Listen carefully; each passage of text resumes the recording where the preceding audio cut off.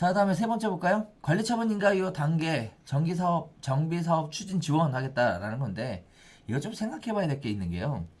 지금 보면 이게 지금 분양가 상한제가 적용이 됐죠. 2020년 4월 전까지 네. 분양을 하면 네. 분양가 상한제 적용을 안 받아요. 안 받아요. 네. 안 받아요. 대신 네. HUG의 분양 규제는 받아요. 적용을 받죠. 자, 그러면 2020년 4월까지 분양가 상한제 적용이 안 받으려면 빨리 추진하라는 거죠. 그렇죠. 그 유예기간 그려준 거잖아요. 네네네네, 사실은 뭐 맞아요. 유연 소지가 어쩌고 저쩌고 네. 했는데 이것도 교묘하게 이용하는 거죠. 네. 그래서 6개월이 됐으니 이게 빨리 공급해라 이 얘기예요. 빨리 진행해서 공급해라. 결국 이 얘기를 하고 있어요.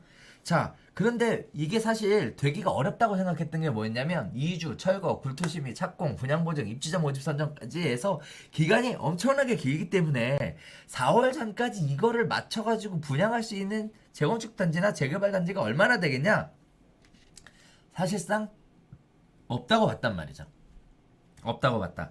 그런데 이거를 공급 문제를 해결해 주다 보니까 이제 관이 적극적으로 정비사업 지원 TF를 운영을 하겠대요. 네, 빨리 하라 이거죠, 지금. 네, 서울시 주관으로 정비사업 지원 TF. 그래서 이렇게 사업이 늘어지는 장애 유연에서 싹 제거를 해버리고 초고속 스피드로 추진하라. 그런데 저기 서울시에서 정비 사업하고 하는데 그거는 정리해 주지만 실질적으로 분양가 상한제로 인해서 조합원들이 발생이 안 와야 될 그 네. 부담이 늘어나는 걸로 인해서 그 다음도 못 갈 수도 있거든요. 그렇죠. 네. 자, 근데 이런 생각은 할 필요가 있어요. 왜 그러냐면 분양가 상한제가 적용되는 것보다 HUG 분양 보증이 적용되는 것이 더 좋다라는 조합원들이 생각만 생기면 되는 거예요. 그럼 이게 추진이 될 수 있다라는 거죠. 제가 긍정적으로 보기로 했어요. 제가 이 사안을. 이 사안을 네. 아, 왜냐면 네. 왜냐면 긍정으로 하겠다고 하니까 그러니까 저희도 이게 그렇게 봐야죠. 지금 그렇게 가야 되는 거예요. 네. 왜냐면 공급 나와야 되거든 지금. 맞아요. 공급해주겠다는 거잖아요. 공급해주겠다는 관점에서 보는 거죠. 그러면 이제 생각해봐야 될 건 저는 이 관점에서 봤어요. 조합원의 관점과 일반 분양자의 관점인 거예요. 조합원의 관점에서는 잘 보세요. 똘똘한 한 채, 2년 거주, 거기다가 물량 자체도 조합원 분이 갖고 있는 물량이 훨씬 더 많아요. 그쵸? 그러면 2년 거주 요건으로 인해 조합원들은 뭐 해야 되냐면 입주해야 되는 거예요. 입주를 해야죠. 할 수 있다면. 대신 추가 부담금이 없어서 입주할 수 없는 경우에 한해서만 세를 놓겠죠. 그럼 많은 양의 입주 물량들이 자리 잡고 있는 거예요. 두 번째, 일반 분양입니다. 이 일반 분양은 HUG 분양 보증을 통해서 일반 분양을 하겠지만 실제적으로 정비사업으로 공급되는 물량, 정부가 얘기하는 공급되는 물량이 엄청 많다. 여기에 많은 부분은 조합원분을 포함하고 있지 실제 일반 분양 얼마 되지 않는다는 거예요. 얼마 안 돼요. 네, 얼마 되지 않는다는 네. 거예요. 그럼에도 불구하고 빨리 처리해서 공급을 하는 효과를 보여주려면 네. 뭐 예를 들어 강남에 뭐 몇천 호가 공급됐다 뭐 이거 해야 되잖아 지금. 그래서 네. 첫 번째 가시적으로 네. 얼마나 보여줄 것이냐. 네. 뭐 공급되는 숫자는 보여줘야 되잖아요. 일단 실제 내막이 어떻든 그거에 따라서 달라질 것이다. 성패가 달라질 것이다. 두 번째 청약 공급을 하면 이제 청약할 거 아니에요. 입주자 모집 공고 떴으니까 청약 경쟁률 높게 나온 건 도대체 어떻게 관리할 것이냐. 청약 경쟁률 겁나게 높게 나오면 또 30대 이탈자 생길 거 아닙니까? 그거 어떻게 관리할 것이냐. 두 번째. 자, 세 번째. 이와 같은 청약 소외계층은 어떻게 흡수해서 끌어당길 것이냐. 이 세 가지 관점에서 너무나 뻔히 보이는 걸 알면서도 이렇게 하는 거는 1. 급하게도 급했나 보다. 공급에 대한 부분이 답이 없으니까 급하게도 급했나 보다. 다 얼음장이 됐잖아요. 2. 그냥 시간 끌기구나 이거. 시간 끌기구나. 그냥 공급에 대한 충분한 수량의 공급이 없음에도 불구하고 네. 마치 있는 것처럼 보여줌으로 인해서 네. 시간만 끌고 가기 위한 거구나 라는 네. 생각에 도달하게 됐어요. 그래서 아무튼 요거 보여주기식 쇼에서 그치지 말고 실질적인 꼭 성과가 공급, 있기를. 공급으로 네. 연결되기를 네. 간절히 안 그래도 부탁드립니다. 정비 사업 거의 답부 상태에서 답답하신 분들 많을 텐데 정부가 하는 이 혜택으로 인해서 조금 제가 요 자를 그대로 네. 뒀다가 나중에 청약 경쟁률 나오고 신문 뜨거워지면 똑같이 한번 읊어봐야 돼요. 제가 지난번에 발표했던 것들 중에 제가 예측할 때 되게 많이 맞았거든요. 그런 부분들에 대해서 저 욕도 되게 많이 먹었어. 투기를 조장한다는 등 뭐 근데 지자본 대책 투기 나오고 주장이 나서. 아니고 사실상 그렇게 흘러가잖아요. 아니 지금까지도. 그런데 싫은 시대잖아요. 아, 많은 분들이. 네. 듣기 싫은 네. 얘기는 안 듣고 싶은 게 맞는 거니까. 자, 뭐 팩트는 뭐가 중요하겠습니까? 어찌 됐든 네. 이런 부분들이 있어요. 그래서 우려되는 바가 있기 때문에 이게 실제 시장에 어떻게 영향을 미치지 한번 봐야 되겠습니다. 자, 이번에는 가로주택 정비 사업입니다. 자, 이 부분에 대해서 뭐 시간이 지금 방송한 지 꽤 지나서요. 뭐 간단하게 볼게요. 자, 일단요. 가로주택 정비 사업 뭐 빌라 단지들 홈으로서 고기만 아파트로 만들겠다. 이런 것을 가로주택 정비 사업이라고 해요. 자, 이 가로주택 정비 사업을 하는데 LH나 SH 같은 공기업이 공동 시행자로 사업에 참여를 하고 공공이 정비 사업으로 나오는 일반 분양 가격의 결정권을 확보를 하게 되면 여러 가지 혜택을 주겠다는 거예요. 결국은 무슨 혜택이냐? 부담금을 완화시켜주고 건축 규제를 완화시켜줘서 더 많은 공급이 이루어질 수 있게끔 해주겠다라는 얘기를 하고 있어요. 자, 가로주택 정비 사업이라고 얘기하는데요. 가로주택 정비 사업이 또 공공성 요건을 충족하면 가로주택 정비 사업은 분양가 상한제 적용 제외 대상에 포함해서 사업 활성화를 진행하겠다라는 얘기인데 이건 말이 안 돼요. 왜 안 되냐면 공공성 요건을 충족하게 되면 공공이 정비 사업으로 나오는 일반 분양 가격의 결정권을 확보하기 때문에 사실은 자기들 공공을 위한 분양가 상한제 적용 그렇죠. 제외 대상인 것이지 거기 거기 있는 원래. 주민들, 조합원들을 위한 분양가 상한제 적용 대상은 아닙니다. 아닙니다. 네, 잘 이건 보셔야 됩니다. 착각하지 마세요. 네. 자, 다음에 임대주택 저렴하게 공급해요. 자, 이 내용이 쭉 넘어가 보면 나와요. 또 나와요. 임대주택에 대해서도 공적 임대 20%를 확보하겠다. 이런 얘기 나오고요. 이건 말도 안 되는 얘기. 일단 완화되는 정책에 대한 얘기 나오고요. 뭐 관심 없는 분들도 굉장히 많으실 것 같아서 간단하게 설명을 드리자면 서면 동의만으로 2분의 1만으로 사업이 추진되게끔 해주고 네. 조례를 법령 하한 수준으로 완화시켜서 네. 다양한 형태의 건축 규제를 풀어주고요. 그 다음에 광역 고통 개선 부담금이라는 것 자체를 완화를 시켜줘서 완화해준다. 조합원의 부담을 줄여주겠다라는 줄여주겠다. 건데, 이거 좀 생각해 보면요, 개인적으로 그랬습니다. 이거 말이 안 되는 거예요. 이게 혜택이라는 게 결국은 광역 교통 개선 부담금 받는 거고 더 많이 지을 수 있다라는 건데 일반 분양해서 비싸게 받아서 왜냐면 세대수가 얼마 되지 않으면 가로주택 정비 사업이 분양가 상한제 적용을 안 받는 기준이 있는 걸로 알고 있어요.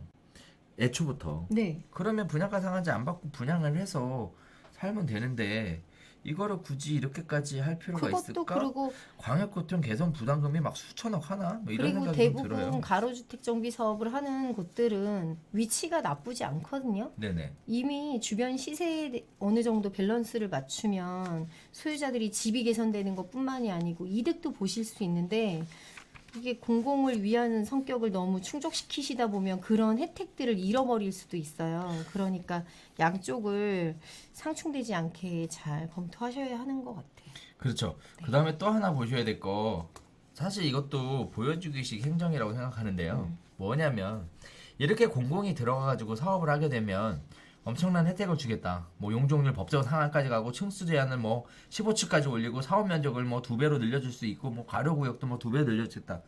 이거 사실 저 개인적으로는 사실 정책 발표 중에 이런 거 되게 싫어하는데 뭐냐면 해준다고 얘기했지만 안 돼요. 네, 그냥 보여주기야 그냥. 그래서 막상 막 했는데 서울시에서 반대한다. 막상 했는데 뭐 한다든가. 막상 했는데 뭐 미관상 뭐 해친다라도 뭐 여러 가지 얘기들 나와서 실적으로 안 되는 경우들이 많아요. 그래서 개인적으로는 이게 딱 보여주기식 행정이다. 또 하나는 공공이 민간의 가로주택 정비 사업에 적극 개입하고 싶어 한다라는 얘기예요. 왜 적극 개입하고 싶어 하냐? 간단해. 재건축이나 재개발로 도심 내 공급이 안 되거든. 공급할 수 있는 게 뭐가 있냐면 가로주택 정비 사업밖에 없는 거예요. 그런데 재개발 재건축이 조합 사업을 통해서 자연스럽게 하라고 해놨더니 지금 이 난리가 난 거잖아요. 조합원들이 최대 이익을 위해서 난리를 뛰고 있는 거잖아요. 그러니까 이제 처음부터 아싸리 제한하겠다. 그냥 들어가겠다는 거야. 본인들이 들어가서 그 안에서 사업 자체를 추진도 관여하겠다 이 얘기예요. 추진하겠다는 것도 아니야. 추진을 관여하겠다 이런 얘기예요. 추진을 그런데 관여하겠다. 진짜 아니 LH나 뭐 SH 같은 경우는 이런 사업을 얼마나 많이 했어요. 뭐 본인들이 하고 싶은 대로 얼마든지 주무를 수 있지 않을까요? 그래서 네. 그러니까 이렇게 결국은 뭐 여러 가지 생각해 봐야 되겠지만 계산기 두들겨 보면 네. 답은 나오겠지만 이런 네. 생각은 들어요. 확실한 거 하나는 앞으로의 개발지도 사업이 이런 얘기가 있었죠. 도시 재생의 관점에서 진행돼야 된다. 대규모 철거, 수복 개발 네. 없애겠다. 재건축 그렇죠. 재개발은 앞으로 추가로 진행하지 않겠다. 거기에 따라서 도시 재생의 관점에서 뭘 하겠다? 가로주택 정비 사업을 하겠다. 맞습니다. 이 얘기까지는 확실한 거예요. 네. 가로주택 사업을 했더니 과거처럼 재개발 재건축처럼 갈 것 같으니까 예. 처음부터 아싸리 깊이 발 담그겠다. 이런 얘기 하는 거고 그럼 발을 왜 담그냐? 공급에 대한 기능 조절을 직접 하겠다. 이렇게 보시면 될 것 같습니다. 자, 그러면 가로주택 사업이 메리트가 있는 사업이었다 라고 얼마 전까지 했는데 앞으로도 메리트가 있는 사업일 거냐에 대해서는 이제 퀘스천이 돼버리는 거예요. 이게 왜? 관이 사업 시행자가 돼버리는 거기 때문에. 자, 그래서 어쨌든 민간 사업으로 진행됐었던 재개발 재건축에 수많은 문제들이 있었습니다. 거기에 따라서 여러 가지 소송이 난무했는데 사업 시행자의 하나로 공공이 들어온다라는 점은 굉장히 높은 좋은 부분이라고 생각을 해요. 그래서 투명하고 깨끗하게 진행되는 부분이 있을 수도 있다라고 생각합니다. 자, 이런 부분들은 단순히 가로주택 정비 사업뿐만 아니라 어디에도 중공업 지역 내에서도 할 수 한다고 있다. 해요. 네. 요건은 공공성 요건이라는 똑같은 네. 요건을 갖고 있습니다. 이번에는 뭐 확정 지분제, 저렴한 분양주택, 공공사업 시행 참여 같은 이야기를 하고 있어서 제가 보기엔 오히려 중공공이 더 맞는 것 같아요. 중공업지요? 예, 예, 예. 중공업 지역에 오히려 네. SH나 LH가 관여해서 왜냐하면 제한 요인이 워낙에 많은 지역이니까 네. 거기에 토지를 갖고 계신 분들은 네. 이미 뭐 사업이 뭐 더 좋은 지역으로 움직였을 수도 있고 뭐 네. 그쪽 부지를 어떻게 개발해야 될지에 대한 고민을 되게 많이 하고 계시거든요. 네네. 그분들에게 그러한 혜택을 준다라고 하면 뭐 주변에 중공업 지역에 출퇴근하시는 분들에게도 저가의 비용으로 뭐 주거하실 수 있는 공간이 생길 수도 있으니까 그게 더 맞지 않나 싶습니다. 그렇죠. 네. 자, 그래서 사실 중공업 지역 같은 경우에는 이번에가 메리트인 것 같아요. 네. 이게 왜냐면 도심 지역 공급할 데가 없는데 중공업 지역 굉장히 낙후된 데 많거든요. 맞아요. 이런 지역들을 개발할 수 없는 게 뭐냐면 일단 용적률 제한, 그 다음에 층고 제한, 층수 제한 이런 것들 때문에 개발을 하려면 사업성이 나오지 않습니다. 개발 제한도 엄청 네, 되게 엄청나게 많이 디테일하고 걸려 있어요. 네. 그래서 차라리 관이 들어가서 그런 부분들에 대한 네. 거를 좀 풀어주고 그러면서 동시에 좀 그 낙후된 지역들을 좀 활성화시켜 준다면 네. 훨씬 더 그러면 좋지 주변에 않을까. 있는 다른 사업지들도 뭐 네네. 또 다른 뭐 여건으로 바뀔 수도 있고요. 네네. 네, 인구가 늘어남으로 인해서. 네, 그렇게 볼 수 네. 있습니다. 그래서 중공업 지역에 대해서는 굉장히 관심 있게 한번 살펴보시면 좋을 지켜보도록 것 하겠습니다. 같습니다. 자, 대책 발표 이후에 시장 상황을 면밀히 모니터링하여 필요한 경우 내년 상반기 중 주택 수요 공급 양 측면에 걸친 추가적인 종합 대책을 또 발표한대요. 네, 또 발표한답니다. 왜 또 발표한다고 했을까라고 생각해 보면 이게 지금 완벽하지 않다라고 생각하시는 건 아닐까. 그러니까 몇 가지 있잖아요. 추가적인 종합 대책이 또 필요하다고 생각하지 네. 않을까라는 생각을 하게 될 것 같아요. 자, 지금 보면 여러 가지 얘기들을 하고 계세요. 시간 관계상 막 쭉 진행을 해드렸는데, 우선 한두 개만 질문을 보고요. 다음에 시간 내서 저 질문들에 꼭 답변 드려야 될 내용 좀 선별해 주면 좋을 것 같아요. 그러니까요. 양도세 중과 배제 일시 적용이 2020년 6월까지 팔면 된다는 건데 잔금 기준일인가요? 잔금. 계약일 기준인가요? 잔금이에요. 잔금 기준입니다. 네. 아까 대표님이 말하셨어요. 아유, 감사합니다. 자, 다음에 서울 집값 더 올라요. 매물 잠금 해소책이 너무 약해요. 수요자는 많은데 공급을 잠가버렸고 겨우 다주택자 내년 6월까지 팔라는 유도책 10년 이상 보유자만. 일단은 정책 자체에서는 재건축이나 재개발 지역에 사업 추진을 빨리 해서 공급을 풀겠다는 얘기도 있고요. 그 다음에 다주택자도 팔게 해서 공급을 유도하겠다는 것도 있고요. 여러 가지 공급에 대한 대책들은 있어요. 그런데 공급 대책을 만들기가 사실 쉽지 않다는 건 여러분도 아실 것 같고요. 이게 어느 정도 약발이 먹힐지는 좀 봐야 될 것 같습니다. 네, 어쨌든 공급 대책이 좀 부족하고 아쉽다라는 부분은 동감하는 부분입니다. 근데 엄청 많은 생각을 했죠. 되게 네. 이번 정책은 되게 다각도로 되게 많이 고민하고 낸 정책인 것 같아요. 매번 다각도로 고민은 하셨어. 아. 네, 핵심을 빠진 거지. 이 제가 빠졌다는 핵심 아까 뭐였는지 네. 기억나세요? 제가 보여드릴까요? 지금 시장 변동의 원인이 뭐였냐? 실수요자가 강남으로 네, 유입됨으로 인해서 지가가 상승합니다. 이거거든. 네 맞아요. 이 부분에 대한 대책이 좀 만들어지지 않았다라는 부분이 가장 큰 문제인 것 같아요. 내일 잔금 맞는 날인데 장특 받을 수 있겠네요. 이건 뭐 따져보셔야 될 것 같고요. 자, 다음에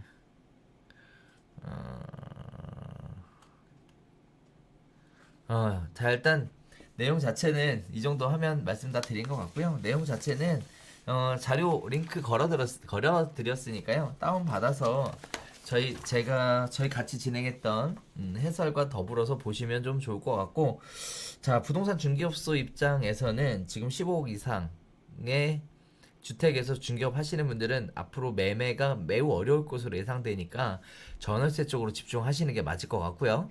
자, 다음에 9억 원 초과 15억 원 이하의 주택 지역에서 중개업 하시는 분들은 실수요자 대상의 사람들이 많이 들어오게 될 것 같으니 실수요자 대상의 중심의 사람들에게 매매를 하시면 될 것 같고요. 9억 이하 주택에 대해서는 투자자들의 유입이 많이 될 것으로 예상되고 있으니 투자자들을 대상으로 한 중개에 집중하시면 될 것 같습니다. 이렇게까지 짚어드리면 구체적인 방법들은 좀 찾아가셔야 될 것 같고, 마지막으로 아까 얘기했던 것 중에 한 번 더 짚어드리는 건 네. 전세자금 대출 받아서 지금 집을 보유하고 계시는 분들이 만기 시점에 연장이 안 될 수 있으니 안 돼요. 네, 그러니까 그게 9억 초과 주택이거나 네. 아니면 2주택 이상 보유하신 네. 분에 해당되는 거예요. 그분들이 그 전세자금 대출하고 관련된 만기 시점에 연장이 안 되니까 네. 그거에 대한 보완책을 어떻게 세우실 건지, 집을 처분을 하실 건지, 새로운 주택으로 갈아타실 건지 되게 다양한 각도를 검토해 보셔야 되니까 놓치지 않으셨으면 좋겠습니다. 그래요, 맞아요. 뭐 이번에도 뭐 본인 각자의 입장에서 선택해야 네. 될 민감한 내용들이 지금 들어가 있으니까 네. 내용들 다운 받으셔서 꼼꼼하게 해당되는 내용들 찾아보셨으면 좋겠고, 네. 그다음에 투자자 입장, 수요자 입장, 매수자 입장, 매도자 입장, 중개사 입장, 그리고 각각의 케이스에 따른 총 5가지의 케이스가 발생할 수 있었죠. 이 부분에 대해서 좀 깊이 있게 생각을 좀 해보셔야 될 것 같습니다. 자, 어쨌든 내년에 추가적인 종합대책이 발표가 된다고 하니까 저희는 그때 가서 또다시 한번 인사드릴 수 있을 것 같습니다. 자, 아무튼 긴 시간 함께 해주셔서 너무너무 감사드리겠고요. 저희는 이거에 관련된 다음 또 얘기가 나오게 되면 관련된 내용을 가지고 다시 한번 인사드리도록 하겠고, 아무쪼록 많은 분들에게 도움이 되셨으면 좋겠습니다. 도움이 되셨다면 관련된 채팅 하나씩 남겨주시면 너무너무 감사드리겠습니다. 자, 여기서 인사드릴까요? 네. 수고하셨습니다. 감사합니다. 감사합니다.